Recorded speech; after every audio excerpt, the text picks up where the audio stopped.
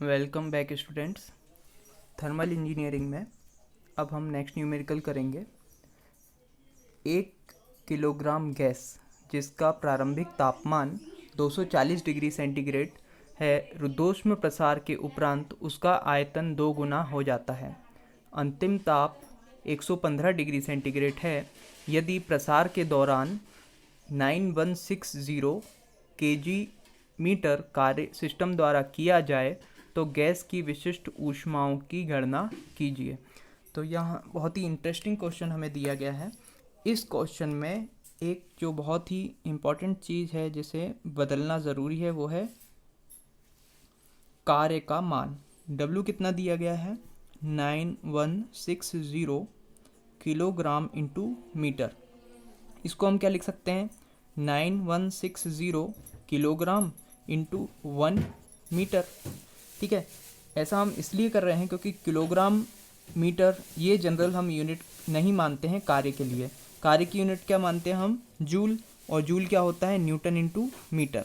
तो इस किलोग्राम को हमें किस में बदलना है? न्यूटन में। तो हम जानते हैं 1 newton is equals to force is equals to क्या होता है? mg, यानी mass multiplied by gravitational acceleration. ठीक है, तो यहाँ पर मास की वैल्यू कितनी है? 9160 इंटू ग्रेविटेशनल एक्सेलरेशन कितना हो जाएगा हमारा? 9.81। तो इसको मल्टीप्लाई करते हैं। 9160 multiplied by 9.81 is equals to 89859.6। तो ये किस में बदल जाएगा? न्यूटन में। ठीक है, तो यहाँ पर ये न्यूटन नहीं लिखेंगे, हम सिर्फ इस किलोग्राम को किस में बदल रहे हैं? इतने किलोग्राम मतलब कितना वेट। वेट क्या हो जाएगा? Mass into gravitational acceleration. ठीक है, तो भार कितना हो गया? इतना। अब यही भार जो है ये इतने भार के बराबर ये कार्य कर रहा है।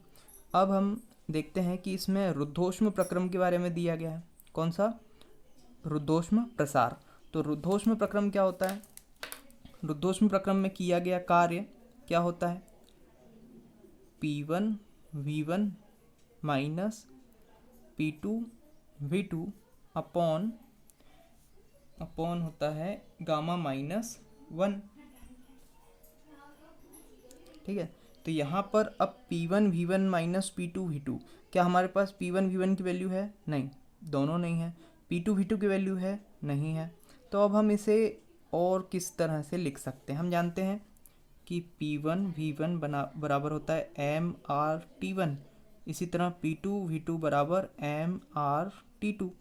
तो यहाँ पर हम मान रख देते हैं P1 V1 की जगह MRT1 minus MRT2 upon gamma minus 1। तो W की इक्वेशन क्या बन गई?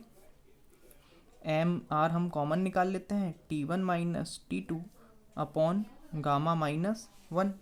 अब यहाँ पर हम यदि इसका मान रख देते हैं तो कितना हो जाएगा? देखिए W की वैल्यू हमें दी हुई है, W की वैल्यू दी हुई है। पहले हम इनके मान रख लेते हैं। मास कितना है? 1 kg। R की वैल्यू हमें नहीं पता है। R की वैल्यू हमें कब काम आएगी? जब हम CP और CV की वैल्यू कैलकुलेट करेंगे। तो इस इक्वेशन से हमें R की वैल्यू मिलने वाली है T1 minus T2। T1 is 240 minus T2 is 115। यहाँ पर टेम्परेचर में डिफरेंस है, डेल टी है, इसलिए इसकी वैल्यू डिग्री सेंटीग्रेड में हम रख सकते हैं। नीचे है गामा माइनस 1। रुद्धोष्म प्रक्रम के लिए गामा का मान कितना होता है? 1.4, ये सभी को पता होना चाहिए। 1.4 माइनस 1। W की वैल्यू हमें कितनी दी हुई है? W की वैल्यू हमें दी हुई है 9160, लेकिन इसे हमने किस में कन्वर्ट कर लिया है? न्यूटन इंटू मीटर में। ठीक है, तो ये हो जाएगा वेट इतना। तो यहाँ पर वर्क में हम यदि इसको वैल्यू को रख देंगे तो ये कितना हो जाएगा? Work is equal to 89859.6 newton into metre. इसको यहाँ रख देंगे तो ये कितना बन जाएगा? इतने न्यूटन इंटू मीटर। तो ये आ गया is equals to R into 240 minus 115 125 125 divided by 1.4 minus 1 0.4। तो यहाँ से देखिए आर की वैल्यू कितनी आने वाली है, आर की वैल्यू हो जाएगी हमारी, इसका गुणा इसमें हो जाएगा 8985 multiplied by 0.4 is equals to this divided by 125 is equals to 287.55 287.55। अब देखिए हमने W की वैल्यू किस में रखी थी, न्यूटन में। तो W की वैल्यू जब हमने न्यूटन में रखी थी तो इसकी जो मान आएगा वो किस में आएगा, जूल में आएगा, क्योंकि न्यूटन इंटू मीटर क्या होता है, जूल। तो ये जूल पर केजी और डिग्री सेंटीग्रेड या केल्विन दोनों रख सकते हैं। अब यदि हम इसे किलो जूल में कन्वर्ट कर दें तो ये क्या हो जाएगा 0.287, ठीक है, ये 55 रहने देते हैं, किलो जूल पर केजी केल्विन। तो ये आ गई हमारे पास आर यानी गैस कांस्टेंट की वैल्यू। अब हम जानते हैं कि Cp माइनस Cv क्या होता है, आर होता है। अब लेकिन Cp की वैल्यू भी नहीं है, Cv की वैल्यू भी नहीं है। देखते हैं, Cp हम जानते हैं gamma is equals to Cp upon Cv। तो यहाँ से Cp बराबर क्या हो सकता है, Cv इंटू गामा, या गामा की वैल्यू 1.4 Cv। अब ये इक्वेशन है हमारे पास एक, और हम क्या जानते हैं मेयर्स इक्वेशन से Cp minus Cv is equals to R. यहाँ पर मान रख देते हैं Cp का मान क्या है 1.4 Cv minus Cv is equals to R. तो यहाँ से क्या हो जाएगा, Cv कॉमन आ जाएगा, Cv कॉमन आ गया, 1.4 minus 1 is equals to R. R की वैल्यू अब रख देते हैं, तो Cv बराबर आर की वैल्यू कितनी है 0.287 डिवाइडेड बाई 1.4 माइनस 1 0.4। तो यहाँ से Cv की वैल्यू देखते हैं कितनी आती है, 0.287 divided by 0.4 is equals to 0.717।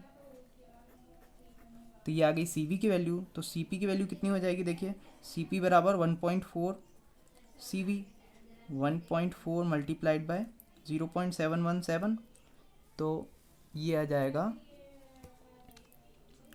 0.717 multiplied by 1.4 is equals to 1.00 या 1.0038। तो Cp Cv दोनों की वैल्यू हमारे पास आ गई।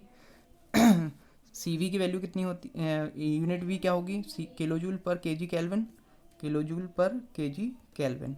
तो ये हमारा आंसर हो गया, Cp की वैल्यू 1.0038 किलो जूल पर केजी केल्विन और Cv का मान हो गया 0.717 किलो जूल पर KG kelvin. This is it.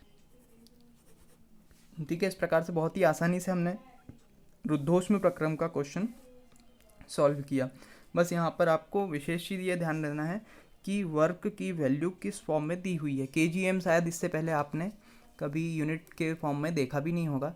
तो एक्चुअल में किलोग्राम फोर्स होता है, किलोग्राम इंटू मीटर हमने नहीं सुना है, न्यूटन इंटू मीटर होता है, और 1 न्यूटन इंटू मीटर को हम जूल बोलते हैं। इस प्रकार से इसमें हमने इसको इतने किलोग्राम को 1 मीटर में गुणा करना था, तो इतने किलोग्राम को हमने किस में बदल लिया, पहले न्यूटन में, है ना। ये क्या था, द्रव्यमान था, उसको हमने भार में बदल लिया। We have converted mass into weight. ठीक है, तो इस प्रकार से वेट में कन्वर्ट करने के लिए इसमें 9.81 का गुणा कर लिया, या सीधे इस वैल्यू में 9.81 का गुणा करेंगे तो ये किस में बदल जाएगी, न्यूटन इंटू मीटर में या जूल में। इसके बाद रुद्धोष्म प्रक्रम में किया गया कार्य P1 V1 minus P2 V2 अपन गामा माइनस 1। यहाँ पर हमने इसे जो आइडियल गैस इक्वेशन होती है इससे यहाँ पर बदल दिया। m दिया हुआ है, r की वैल्यू हम इस इक्वेशन से फाइंड आउट करने वाले हैं। तो यहाँ पर हमने वैल्यूज़ रख दी w की और फिर r का मान निकाल लिया। r का मान आ गया तो हम क्या जानते हैं, gamma is equals to Cp upon Cv, क्योंकि जो एडियाबेटिक इंडेक्स होता है वो स्पेसिफिक हीट्स का रेशो होता है। तो यहाँ पर से Cp बराबर Cv डॉट गामा, या Cv का मान गामा का मान कितना है 1.4, तो Cp बराबर 1.4 Cv। इसके बाद हम ये जानते हैं मेयर्स इक्वेशन। ठीक है, मेयर्स इक्वेशन से हम यहाँ पर Cv का मान ये वाला रख देते हैं, Cp का मान, और यहाँ से Cv कॉमन ले लिया, तो यहाँ पर Cv का मान आ जाएगा इतना। Cv का मान आ गया तो Cp का मान आ जाएगा। इस प्रकार से हमारा आंसर आ गया। ये बहुत ही ईजी क्वेश्चन था, है ना। Thank you.